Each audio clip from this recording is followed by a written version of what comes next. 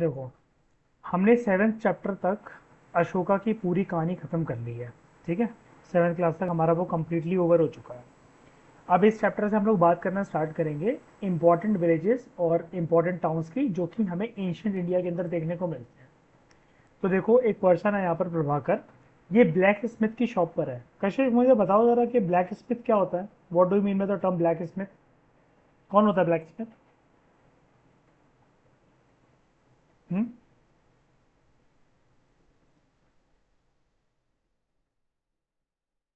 Any idea? Hello.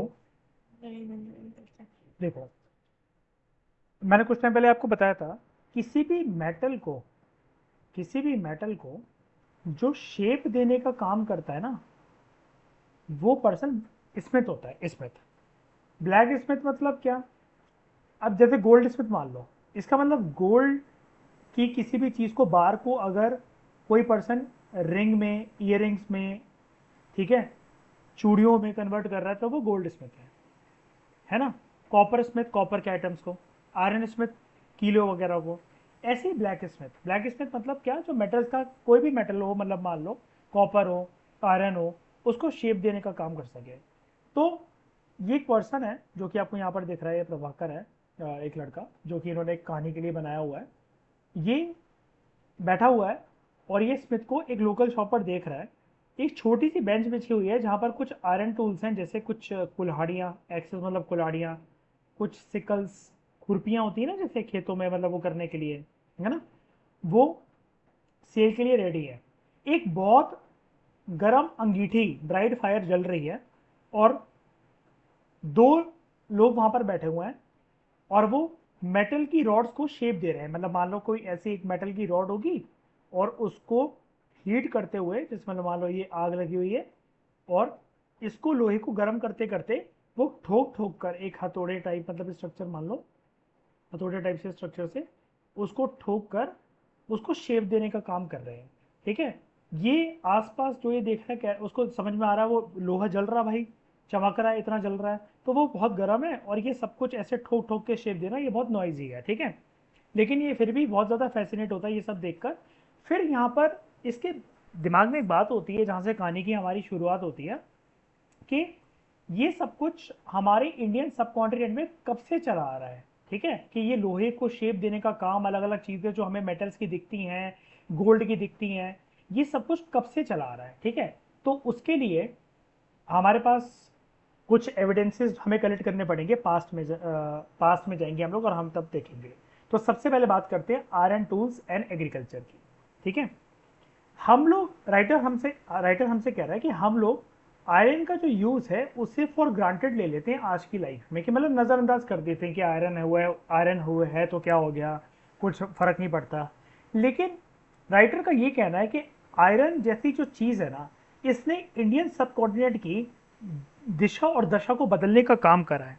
काफी important काम करा है। आपको तो पता ही है, हमने पास में डिस्कस करा था, है ना। 6th सेंचुरी बीसी के अंदर आयरन का कितना इंपॉर्टेंट रोल रहा है। अगर आयरन नहीं होता, है ना, तो जो फॉरेस्टेड रीजन्स थे, थोड़ा सा रिकॉल करने की कोशिश करो, मैंने पढ़ाया था, जो फॉरेस्टेड रीजन्स थे वो क्लियर नहीं होते।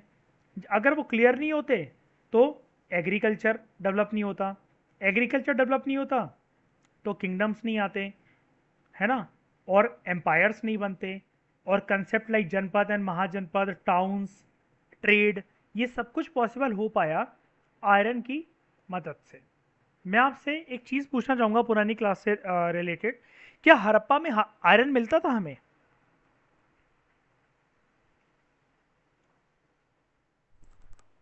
हाँ जी, हड़प्पा में आयरन मिलता था क्या हमें? नहीं मिलता था, सही है। कॉपर मिलता था हड़प्पा में? देखो, आयरन नहीं मिलता था। बाकी सभी जो मेटल्स हैं वो अवेलेबल थे। ठीक है, कॉपर वगैरह सब मिलता था, कॉपर मिलता था, गोल्ड मिलता था, सिल्वर मिलता था। आयरन नहीं मिलता था, लेकिन इस बात को याद रखना। ठीक है, कोई कंफ्यूजन तो नहीं है? आयरन नहीं मिलता था, बाकी सारी चीजें मिलती थी। तो जो चीजें, आयरन कब से मिलना स्टार्ट हुआ ये भी बता दो जरा। कब से पहली बार आयरन इंडियन सब कॉन्टिनेंट के अंदर यूज में कब आया? अभी मैंने आपको बताया ना, देखो, 6th सेंचुरी बीसी के अंदर, ठीक है, 6th सेंचुरी बीसी के अंदर। जो चीजें आयरन की बनी होती हैं और जो स्टील की बनी होती है, ये हमारी रोजाना जिंदगी का पार्ट है। आयरन का यूज इंडियन सब कॉन्टिनेंट में लगभग 3000 साल पहले होना शुरू हुआ, ठीक है। आयरन टूल्स और वेपन्स की one of the largest collections जो हैं वो मेगालिथिक ब्यूरियल्स में हमें देखने को मिलती है। याद है ना, मेगालिथिक ब्यूरियल्स हमने पढ़ा था, लार्ज स्ट्रक्चर्स जो होते हैं, है ना, लोगों को गाड़ने के लिए एक जो प्रथा थी, है ना, बहुत बड़े बड़े पत्थर वगैरह वो लगाकर बहुत लार्ज साइज के एक ब्यूरियल प्रैक्टिसेस जो करी जाती थी, उसमें मेगालिथिक स्ट्रक्चर बोलते थे हम लोग, है ना। मेगा मतलब बहुत ह्यूज, बहुत बड़ा, है ना। फिर हुआ क्या, टाइम जैसे जैसे आगे बढ़ा, 3000 साल, जब 500 साल बीत गए, फिर आज से लगभग अराउंड 2500 साल पहले हमारे पास एविडेंस है कि किस प्रकार से आयरन टूल्स जो हैं वो यूज में आए, आयरन टूल्स कैसे यूज होना शुरू हुए। और आयरन टूल्स के यूज होने शुरू में, अभी मैंने आपको बताया ना कि जैसे आयरन टूल्स मिली तो आयरन की डेवलपमेंट जब हुई तो उसकी वजह से फॉरेस्टेड रीजन्स, जो जंगल वाले इलाके थे, उनको क्लियर करा गया, तो कुल्हाड़ियाँ बनी, आयरन टूल से कुल्हाड़ियाँ बनी, जिसकी वजह से फॉरेस्ट रीजन क्लियर हुए, ठीक है।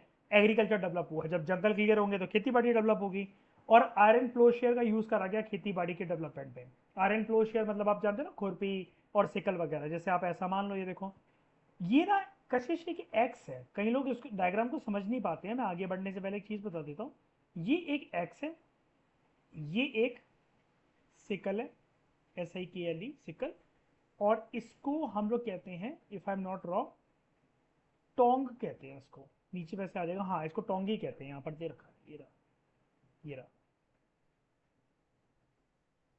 इसको हम लोग टोंग कहते हैं, ठीक है। टोंग जैसे मतलब क्या, आप समझते हो ना किसी भी चीज को, जैसे पकड़ने के लिए चाय गर्म करते हैं हम लोग, हमारे पास एक पकड़ होती है, वो अलग बात है कि भाई हमारे पास ऐसे वाली होती है, मैं इससे नहीं पकड़ पाता, ठीक है, ये होती है ऐसी वाली, समथिंग लाइक ऐसी होती है, ये टोंग। ये बहुत सारी चीज़ों को उखाड़ने के पकड़ने के काम आई।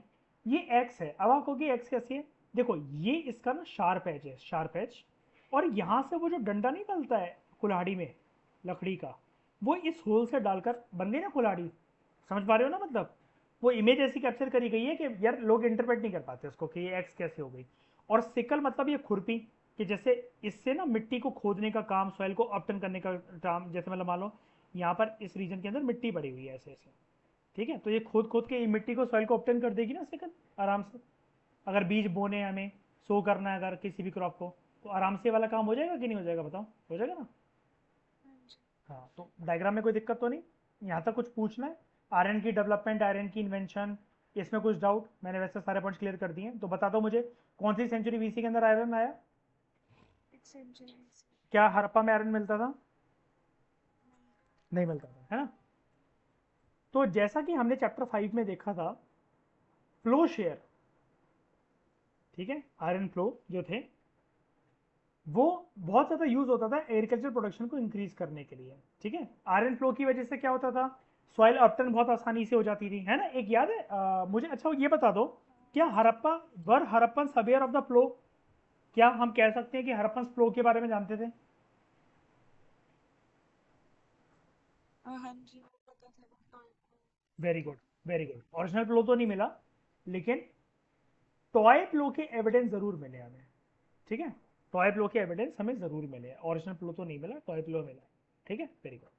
तो फ्लो शेयर की वजह से एग्रीकल्चर प्रोडक्शन इंक्रीज हो गई थी, हड़प्पा के टाइम से ही होती हुई आई थी, लेकिन बाद में तो फ्लो शेयर का यूज आपको पता ही है, बाद में किंगडम्स एम्पायर्स वाला जब हम चैप्टर 5 पढ़ा था, काफी ज्यादा हद तक जनपद महाजनपद के टाइम पर बहुत ज्यादा यूज होने लगा और एग्रीकल्चर प्रोडक्शन बूम करती चली गई, जिसकी वजह से कुछ राजाओं को फायदा मिला कि वो ज्यादा पावरफुल बन पाए, है ना।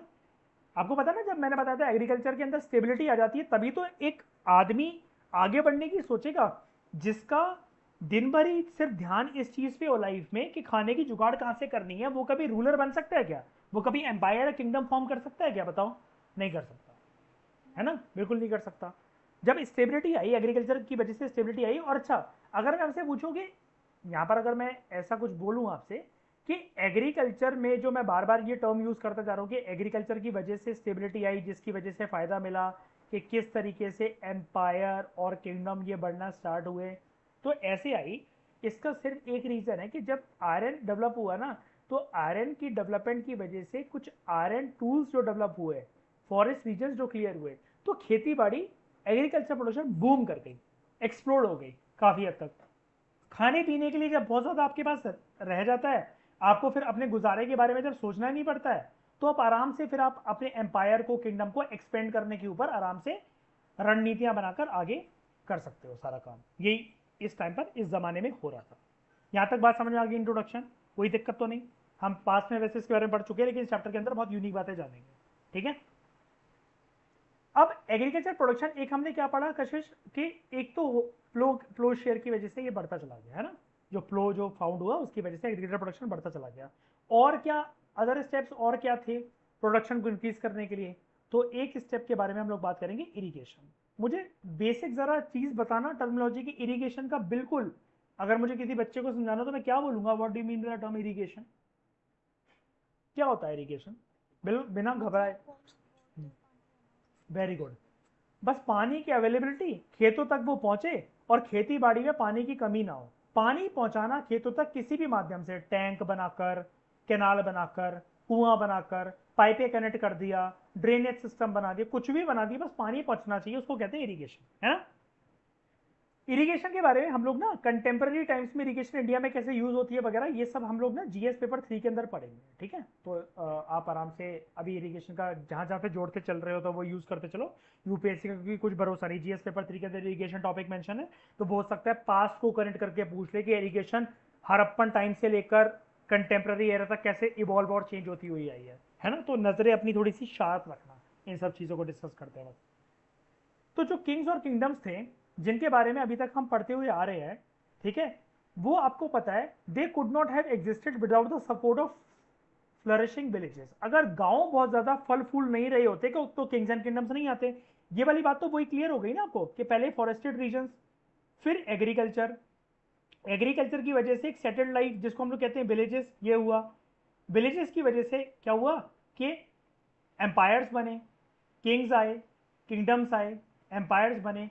और फिर आप दो कंसेप्ट तो जानते ही हो, इंडियन सब कॉन्टिनेंट में जनपद, और जब कुछ पावरफुल जनपद में से जो और पावरफुल बने वो महाजनपद। महाजनपद के बाद फाइनली एम्पायर बना मगध, और फिर वो बना मौर्यन एम्पायर, ठीक है।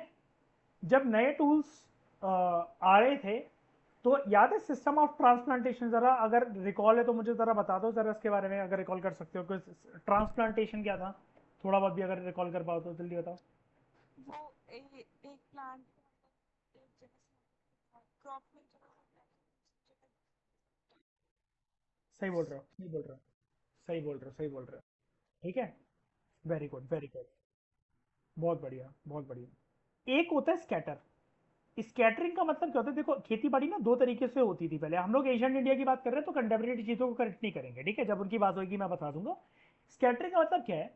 मैंने भाई खेतों में चलता चला गया, मैंने एक अपने हाथ में टोकरी ली, टोकरी के अंदर कुछ बीज है, मैंने इसको फेंका ऐसे करके इधर उधर डायरेक्शन में, ठीक है, इधर उधर डायरेक्शन में मैंने इसको फेंका, इसको कहते हैं स्कैटरिंग। दूसरा सिस्टम जो बहुत फेमस हुआ था, जिसके बारे में चैप्टर 5 में बहुत डिटेल में बहुत अच्छे से पढ़ा था, मैंने आपको बताया था और आपने बिल्कुल सही बोला उसके बारे में, ट्रांसप्लांटेशन। ट्रांसप्लांटेशन क्या होता है? इसका मतलब क्या होता है, जैसे जब मैं सीड स्कैटर करूंगा ना, यार मुझे कैसे पता मैं सही जगह डाल रहा हूँ कि नहीं डाल रहा हूँ, वो यार बर्बाद भी तो हो सकता है ट्रांसप्लांटेशन में, लेकिन बर्बादी नहीं होती। कैसे नहीं होती? एक एक सीड बहुत मायने रखता है, ट्रांसप्लांटेशन इसलिए करा जाता है, एक एक सीड बहुत मायने रखता है। ये सीड थोड़ा सा सैपलिंग बनना स्टार्ट होगा, मतलब ये प्लांट बनना थोड़ा सा स्टार्ट हुआ, इसकी जड़ें वगैरह हल्की सी निकलना स्टार्ट हुई, मैंने इसको मिट्टी से बाहर निकाला, और जिस जगह पर मुझे इसको फर्दर ग्रो होने देना था, मैंने इसको ए प्लेस से, पोजीशन ए यहाँ थी जब ये सैपलिंग बना, मैंने इसको बी पोजीशन पे मूव कर दिया और बाकी सारे क्रॉप्स के साथ, प्लांट्स के साथ इसको लगा दिया। फर्क क्या होता है? यहां पर मैं सीड से स्कैटर करता हूं रैंडमली, कहीं पर भी तो वेस्ट भी हो जाते हैं, लेकिन यहां पर एक एक सीड सैपलिंग बनकर वेस्ट नहीं होता, वो अल्टीमेटली पौधा बनकर अनाज देता है फिर वो, जब वो बड़ा हो जाता है। इसको कहते हैं सिस्टम ऑफ ट्रांसप्लांटेशन। तो एग्रीकल्चर कैसे फ्लरिश हो रहा था? प्लोशेयर की वजह से फ्लरिश हो रहा था, आयरन की डेवलपमेंट की वजह से हो रहा था, नए नए टूल्स बन रहे थे उसकी वजह से हो रहा था, और ट्रांसप्लांटेशन की वजह से हो रहा था। यहां तक तो हमने पास में डिस्कशन अपनी डिबेट कंप्लीट कर ली थी, ठीक है, जिसकी वजह से हुआ क्या, प्रोडक्शन बढ़ी। और अब इसके साथ साथ जो सोने पे सुहागा, मतलब एक, मतलब सारी चीजें जब राइट डायरेक्शन में बढ़ रही हैं, उसमें खेलते ही हैंड लगाने वाला काम करा इरिगेशन। इरिगेशन भी यहाँ पर यूज हो रहा था। अब इरिगेशन का मतलब जैसा कि आपने बोला कि पानी को सप्लाई करना होता है, तो पानी किस किस वे में सप्लाई होता था? कैनाल्स, कुआं, टैंक। टैंक मतलब इन द सेंस में अभी आपको स्ट्रक्चर दिखा दूंगा। गाँव में कोई भी जगह पड़ी हुई है, वहाँ पर एक बड़ा सा ऐसा, जैसे याद है लोथल का एक जगह थी जहाँ पर टैंक डॉक यार्ड एक तरीके से, तो वहाँ पर पानी भरकर पूरे गांव वाले यूज़ कर सकते हैं। और कुछ आर्टिफिशियल लेक्स, मतलब टैंक से बड़े साइज़ की, बस आप मान लो कि कुछ आर्टिफिशियल लेक्स। ठीक है, यहाँ तक कोई डाउट तो नहीं है? पक्का? कुछ सीखना है, कुछ जानना है? नहीं ना, मैंने कुछ भी चीज़, कोई भी पॉइंट मिस नहीं करवाया, अपनी तरफ से बता दिया मैंने। आपको कुछ लग रहा है तो आप बता दो, कुछ पूछना है किसी टर्म के बारे में तो बता दो। नहीं ना? स्कैटरिंग, हाँ स्कैटरिंग बहुत सिंपल होता है। देखो, ओके ओके, स्कैटरिंग देखो क्या होता है। Let me open Google Chrome, यहाँ पर आपको ज़्यादा अच्छे से समझ में आएगा।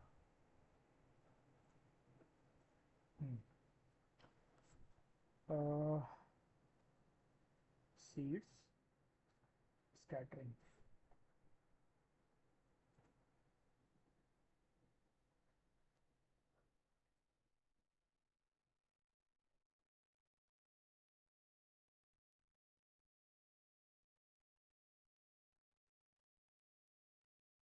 ये देखो कहाँ गया।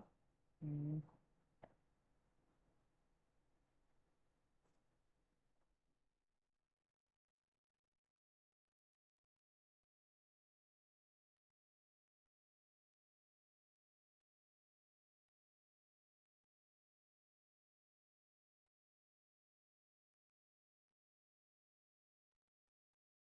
ये देख रहे हो? इस बंदे को देख रहे हो? चलो ये मान लो, इस फोटो को देख रहे हो? इतना तो जूम क्यों नहीं हो रहा? छोड़ो, इस फोटो को देख रहे हो? मैंने क्या करा, साइड में एक टोकरी लटका ली ऐसे। ठीक है, जैसे ये बंदा है, इसके इस ऐसी एक टोकरी लटका ली मैंने साइड में। ठीक है, या फिर इस माता जी की तरह एक टोकरी लटका ली, और मैं फिर सीड्स को फेंकते हुए चल रहा हूँ। अब एक बार बताओ, ये एक एक सीड इंपॉर्टेंट है। मैंने बताया था ट्रांसप्लांटेशन उन जगह पर यूज़ होता है कि जहाँ पर भाई सीड्स लिमिटेड है, सॉइल ज़्यादा फर्टाइल नहीं होती। मतलब देखो, ऐसा कोई वो थम रूल नहीं है कि ऐसा होता ही होगा। लेकिन स्कैटरिंग में हमें एक चीज़ समझ में आती है कशिश, कि यार ऑर्डर वाइज सीड कभी प्लांट नहीं हो सकते, है ना? कि एक एक करके भाई, मतलब मैं ये देखूं कि एक परफेक्ट जगह पर सीड प्लांट हो जाएंगे, तो वो नहीं हो सकता। ऐसे नहीं हो सकता ये कि एक एक जगह पर बहुत अच्छे से, मतलब ऑर्डर वाइज भी हो सकते हैं। अब ट्रांसप्लांटेशन में क्या होता है, चलो हमें अच्छी इमेज मिल गई है। ट्रांसप्लांटेशन में क्या होता है, ये देख रहे हो? मैंने पहले इतना बड़ा इनको पौधा बनने दिया, एक एक सीड फेंक कर। फिर जब ये इतने बड़े हो गए तो देख रहे हैं कैसे ऑर्डर वाइज एक लाइन में प्रॉपर तरीके से लगे हुए हैं, दिख रहा है? कितने अच्छे से प्रॉपर तरीके। अब ये कोई स्कैटर तो नहीं है, स्कैटरिंग अगर होते तो हर जगह फैले होते। इसको मैं कहीं ना कहीं से उठाकर लाया और एक लाइन के अंदर मैंने लगा दिया। या फिर बीज मैंने ऐसे बोए प्रॉपर तरीके से कि line by line, line by line, यहाँ पर देखो, ये देखो लाइन बाय लाइन प्रॉपर तरीके से मैं इनको उगाता चला गया। ये देखो, ये इमेज देखो, इसमें आपको अच्छे से समझ में आएगा। ये देखो, मैं इसको देखो लाइन बाय लाइन आराम से लगाता चला गया। स्कैटर में होता है रैंडमली कहीं भी फेंक देते हो। ट्रांसप्लांटेशन के अंदर एक जगह से पौधा जब वो बन जाता है, पौधा, ये फोटो ट्रांसप्लांटेशन की नहीं है, ये फोटो स्कैटरिंग की भी नहीं है। ठीक है, कंफ्यूज मत होना। आप बस समझने की कोशिश करो कि अगर इसने रैंडमली ये ऑर्डर में दिख रहे हैं ना, लाइन में देखो, ये ऐसे सीधे सीधे ऐसे, गैप के बाद फिर गैप के बाद, तो ये ऐसे दिखेंगे जब ये सैपलिंग बन जाएंगे। पीछे बैकग्राउंड में इसके हाथ के देखो, ये देखो ऑर्डर में लगे हुए हैं ऐसे, है ना, ऑर्डर में। अगर इसने रैंडमली फेंक दिए होते ऐसे ही, कैसे भी करके फेंक रहा भाई ये, है ना, तो वो होता है स्कैटरिंग। ट्रांसप्लांटेशन के अंदर क्या होता है, जब वो इतना बड़ा पौधा बन गया तो मैंने उसको लाइन में ऑर्डर में लगा दिया। अब समझ में आ गया? ठीक है। अब वो कह रहा है कि देखो ऐसी एक्सरसाइजेस ना जो दे रखी हैं, जो हम करने जा रहे हैं, इनको मिस मत करा करो कभी एनसीईआरटी में से। ये आपका ना थोड़ी एनालिसिस पावर डेवलप करती हैं। ठीक है, वो कह रहा है कि अगर आप चार्ट की तरफ देखोगे तो आपको कुछ ना स्टेजेस दिखेंगी कि जब इरिगेशन वर्क को अगर हमें कंस्ट्रक्ट करना है, कोई भी इरिगेशन वर्क, मतलब क्या, यहाँ पर देखो, इरिगेशन वर्क किसी भी चीज़ का हो सकता है कि भाई कैनाल बनाने हैं, वेल्स बनानी है, टैंक्स बनाने हैं, आर्टिफिशियल लेक्स बनानी है, कुछ कुछ भी काम चल रहा है, कुछ भी कंस्ट्रक्शन चल रही है, तो उसकी कुछ स्टेजेस होती हैं। ठीक है, स्टेजेस कैसी, यहाँ पर ना रैंडमली जैसे गिवन है स्टेजेस, ये चार गिवन है और कुछ फील्ड है। तो देखो सबसे पहले, king needs money for आर्मीज palaces and forts. King को पैसा चाहिए आर्मी पैलेसेस फोर्ट्स वगैरह बनाने के लिए। पैसा कहाँ से आएगा? किसानों से राजा टैक्स वसूलेगा। करता था, होता था कि नहीं होता था? लास्ट चैप्टर तक हमने पढ़ा था ना। टैक्स यहाँ से फार्मर देते थे। और अच्छा मुझे बताओ, फार्मर टैक्स किस वे में देते थे? थोड़ी मेमोरी रिकॉल करो। क्या पैसा देंगे फार्मर्स? पैसा यूज होता था क्या उस जमाने में सबके पास? क्या देते थे? लेबर की फॉर्म में तो वो देते थे स्मिथ वगैरह, मतलब वो एक दिन के लिए पहुंच जाते थे, मान लो संडे संडे पहुंच जाते थे, मैंने आपको बताया था। फार्मर्स क्या देंगे? क्रॉप्स अपनी दे देंगे, क्रॉप प्रोडक्शन। या फिर अगर उनके पास कुछ नहीं, फार्मर्स तो वैसे ये देंगे जो जैसे एनिमल हर्डर्स हैं आप जैसे, तो वो अपने बकरी का भैंस का दूध दे दिया उसने, या फिर वूल दे दी शीप की, है ना। तो टैक्सेस के लिए उस टाइम पे पैसे की फॉर्म में ज्यादातर टैक्स नहीं वसूले जाते थे, है ना। टैक्स कैसे वसूले जाते थे कि आप जो प्रोफेशन कर रहे हो या तो उसकी सर्विस दे दो या फिर काइंड दे दो। मैंने आपको बताया था ना, काइंड दो वर्ड्स होते हैं, कैश एंड काइंड। कैश जब यूज ही नहीं होता था, सबके पास तो कैश था नहीं। काइंड का मतलब क्या होता है? आपकी जो भी प्रोड्यूस होती है, जो भी आपका प्रोडक्शन होता है, जो आप काम धंधा कर रहे हो, उसका कुछ दे। तो जैसे आपके पास बड़ी सारी बफेलोज है, काउज है आपके पास बड़ी सारी, आप काउ फार्मिंग करते हो, तो आप यार गाय उठाकर थोड़ी ना दे दो, गैस से तो गाय खत्म हो जाएंगी आपके पास। तो आप उनसे बोल दोगे रोज 3 लीटर दूध हम आपके पैलेस में पहुंचा देंगे, ये आप हमारी तरफ से टैक्स पाओगे। या फिर महीने का 30 लीटर आएगा या फिर 100 लीटर आएगा, जैसा भी मर्जी, मतलब जो भी डिसाइड होता था, ठीक है। तो टैक्स, अभी हम क्या पढ़ रहे हैं? हमें टॉपिक से डेविएट नहीं होना है अपने, वो तो हमने पास रिकॉल करा था। हम ये पढ़ रहे हैं कि कंस्ट्रक्शन वर्क जब होगी इरिगेशन की, इरिगेशन का कोई भी कंस्ट्रक्शन वर्क हो रहा है, तो उसमें स्टेजेस क्या यूज होंगी। तो हमने सबसे पहले देखा कि राजा को पैसा चाहिए किस चीज के लिए? अपनी आर्मी को मेंटेन करने के लिए, अपने लग्जूरियस पैलेसेस और फोर्ट्स को बनाने के लिए, ठीक है। तो पैसा कहां से आएगा? कोई खेत थोड़ी ना होता है पैसों का, पैसा तो आएगा टैक्सेस से। फार्मर से टैक्सेस वसूले जाएंगे। अब थर्ड स्टेट बताओ जरा मुझे, इनमें से क्या क्या होगी?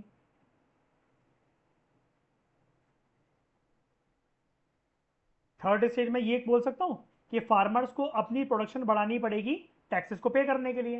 यहां पर ऐड कर सकता हूं मैं इस वाले पॉइंट को, इस वाले पॉइंट को यहां पर लिख दूं। ऑर्डर आप समझ पा रहे हो ना कि हम क्या, ये कौन सी एक्सरसाइज कर रहे हैं कि हमें हमें क्या करना है? इरिगेशन वर्क की कंस्ट्रक्शन करनी है। तो नंबर 1 स्टेप से लेकर नंबर 9th स्टेप तक कैसे इरिगेशन वर्क कंप्लीट होगा, हमें इसके लिए ये कर रहे हैं हम लोग, ठीक है। समझ गए ना? हाँ, थर्ड पॉइंट बताना। तो मैं कह रहा हूँ कि ये वाला पॉइंट मैं ला सकता हूँ थर्ड जगह पर, यहाँ पर इधर। ये ना 4 ऑप्शन दे रखे हैं कि इसको राइट जगह पे ठूस दो, फिट करो। तो मैं ये बोल सकता हूँ फार्मर्स को अपनी प्रोडक्शन बढ़ानी पड़ेगी टैक्स पे करने के लिए, है ना। तो इसमें मैं लिख सकता हूँ कि इंक्रीज इंक्रीज प्रोडक्शन वाला पॉइंट। अगला पॉइंट हमें दे रखा है। अब प्रोडक्शन बढ़ेगी कैसे? प्रोडक्शन बढ़ेगी इरिगेशन की वजह से, ठीक है। इरिगेशन, पानी पहुंचेगा जब खेतों पे, तभी तो खेत फलेंगे फूलेंगे, तभी होगा ना, ठीक है। अब फिफ्थ पॉइंट क्या लिखूं मैं? फिफ्थ पॉइंट ये कर सकता हूं, इरिगेशन के लिए राजा पैसा प्रोवाइड करता था और प्लान करता था कि ऐसे इरिगेशन वर्क होगा, है ना। मनी और प्लानिंग, ये वाला पॉइंट, ये वाला पॉइंट देख रहे हो, यहां पर मैं फिफ्थ पॉइंट लिख दे रहा हूं, ये फिफ्थ में आ जाएगा, ठीक है। फिर क्या? जब राजा पैसा प्रोवाइड कर रहा है इरिगेशन वर्क के लिए, तो लेबर कौन बनाएगा? कौन? मैंने पैसा दे दिया आपको कुछ भी बनाने के लिए, क्या हाईवे बनाओ जाकर, मैं पैसा दे सकता हूं। मैं खुद थोड़ी ना ईटी लगाने लग जाऊंगा आपके साथ या फिर डांबा डालने लग जाऊंगा। तो वो कौन करेगा? लेबर लोग प्रोवाइड करते थे, लेबर लोग प्रोवाइड करते थे। टैक्स दे रहे हैं फार्मर्स, लेबर लोगों से मिल जा रही है जो कि उस विलेजेस में उस आसपास रह रहे हैं। तो यहां पर मैं लिख देता हूं कि लेबर जो थी वो प्रोवाइड करी जाती थी लोगों के द्वारा, ठीक है। जब इतना कुछ हो जाएगा, इरिगेशन वर्क सक्सेसफुल हो गया, लोग कंट्रीब्यूशन दे रहे हैं, तो प्रोडक्शन इंक्रीज होगी कि नहीं होगी? प्रोडक्शन इंक्रीज हो गई। जब प्रोडक्शन इंक्रीज हो गई तो लोगों को भी फायदा मिला और किंग का रेवेन्यू भी बढ़ गया। यहां पर किसका रेवेन्यू बढ़ा? किंग का भी और जनता का भी। यहाँ पर रेवेन्यू का मतलब सिर्फ पैसा नहीं है, राजा को तो पैसा चाहिए था अलग अलग काम करवाने के लिए, आर्मीज को बिल्ड करने के लिए, पैलेसेस को बिल्ड करने के लिए, फोर्ट्स को बिल्ड करने के लिए, इरिगेशन वर्क करवाने के लिए। राजा तक रेवेन्यू पहुंचेगा और फार्मर्स जब इरिगेशन वर्क सक्सेसफुल हो जाएगा तो वो अपनी एग्रीकल्चर प्रोडक्शन बढ़ा लेंगे। और लास्ट स्टेप में क्या लिख सकता हूँ? ये वाला पॉइंट मेरा 6th हो गया था, बचा कौन सा? 9th पॉइंट बचा। फार्मर्स को भी इससे बेनिफिट मिलेगा बिकॉज क्रॉप प्रोडक्शन अब ज्यादा सर्टेन होगी। सर्टेन का मतलब समझ रहे हो? गारंटीड प्रोडक्शन होगी कि भैया 25% फसल अगर मेरी खराब हो भी गई, कोई बात नहीं, पहले मैं इतने में खेती कर रहा था, सिर्फ इतने पार्ट में। अब जब से यहाँ पर इरिगेशन वर्क ऐड हुआ है, तो जैसे मतलब मान लो कि पानी, मान लो इसको ब्लू से पानी बना देता हूँ, कि यहाँ पर पानी आना खेतों के अंदर जैसे जैसे स्टार्ट हुआ है, ठीक है। तो अब होगा क्या? अब सारे खेतों के अंदर अच्छी भली हरियाली होगी। अब ये चारों एरियाज में मैं एग्रीकल्चर प्रोडक्शन करूंगा, एरिया 1, एरिया 2, एरिया 3, एरिया 4। तो इस एग्जांपल के अकॉर्डिंग 4x हो गई कि नहीं हो गई मेरी प्रोडक्शन? जब ये मेरी प्रोडक्शन, एग्रीकल्चर प्रोडक्शन जब मेरी 4x हो जाएगी, तो टैक्सेस भी राजा को अब ज्यादा मिलने लगेंगे कि नहीं मिलने लगेंगे? मान लो अभी तक 2% टैक्सेस मिल रहे थे, तो मैं वो बढ़ाकर आराम से 9%, 10%, जैसा भी मैंने डिसाइडेड है, ज्यादा मिलेगा कि नहीं मिलेगा? तो दोनों का फायदा हुआ कि नहीं हुआ, बताओ? हाँ जी। समझ पा रहे हो ना? मैं फास्ट तो नहीं बोल रहा ज्यादा? हो गया ना? ठीक है, तो ये एक्सरसाइजेस रहती छोड़ा मत करो, क्योंकि देखो, मान लेते यूपीएससी में हम जानते हैं प्रीवियस ईयर क्वेश्चन पेपर के अकॉर्डिंग कशिश के ऐसे क्वेश्चन नहीं आते, मान लिया, लेकिन हमें तो और भी एग्जाम्स देने हैं, हम तो सारे एग्जाम्स की प्रिपरेशन करते हैं ना साइमल्टेनियसली। हमें तो यार, अगर यूपीपीएससी या फिर एमपीपीएससी में अगर ऐसा क्वेश्चन आ गया कि how discuss the planning procedure या फिर stages involve in the construction of irrigation work in the ancient India, तब क्या करेंगे? How was irrigation work carried out after 6th century BC, तब क्या करेंगे? तो ये 9 पॉइंट्स अगर मिल जाएंगे तो एक बात, एक पेज भी भर जाएगा, सारे पॉइंट अच्छे भी हैं। और इसके लिए कोई सबसे गलत बात पता है क्या कशिश? किसी स्टैंडर्ड बुक में इतनी ऑर्गेनाइज तरीके से नहीं दे रखा, लेकिन स्टूडेंट्स करते क्या हैं आपके और मेरे जैसे, भाई मैं तो नहीं बिताना चाहता इस टाइम में, इस पेज पे टाइम, देख लेंगे बाद में। अब बहुत इजी क्वेश्चन अगर ऐसा आ गया, अगर यूपीपीएससी एमपीपीएससी जैसे मेंस में गए आपके 10 नंबर, 5 नंबर, 6 नंबर, जितने जितने भी नंबर का होता है, तो छोड़ना मैं किसी चीज को नहीं है। इसलिए मैं बोलता हूँ भाई, NCERT is the God in UPSC. जिसकी एनसीईआरटी के ऊपर कमांड है ना, वो कर जाता है यूपीएससी, उसको कोई दिक्कत नहीं आती। ठीक है, आगे बात करते हैं। कोई समझना तो नहीं हो ऊपर अभी तक? जितना मैंने बोला स्टोरी क्लियर है? आराम से ब्रेन एब्जॉर्ब कर पाया ना? ठीक है, आगे बात करते हैं। सवाल ये उठता है, गांवों में रहता कौन था? Who lived in the villages? At least at least 3 तरह के अलग अलग लोग रहते थे, किस्म के लोग रहते थे ज्यादातर विलेजेस में, चाहे फिर वो सर्दर्न साइड के विलेजेस हो, चाहे वो नॉर्दर्न साइड के विलेजेस हो, सब कॉन्टिनेंट के अंदर, इंडियन सब कॉन्टिनेंट के अंदर, चाहे वो नॉर्थ इंडिया, चाहे साउथ इंडिया, या पूरे सब कॉन्टिनेंट को मान लो, चाहे नॉर्दर्न साइड या सर्दर्न साइड हो, 3 तरह के लोग हमें देखने को मिलते थे। सबसे पहले बात करते हैं सदर्न इंडिया की, क्योंकि वो टर्म्स यूज करनी पड़ेगी, है ना हमें, अगर हम साउथ इंडिया की कोई बात कर रहे हैं तो we should use the term also. तो let us use the term, एक मिनट रुका, let us use the term. क्या यूज करें टर्म? तमिल रीजन के अंदर, तमिल रीजन के अंदर लार्ज लैंड ओनर को, जिसके पास बहुत ज्यादा जमीन थी, उनको हम लोग बोलते थे बिलालर। क्या बोलते थे? एक मिनट, इसको मैं इरेज कर देता हूं, आपको ज्यादा अच्छे से नजर आएगा।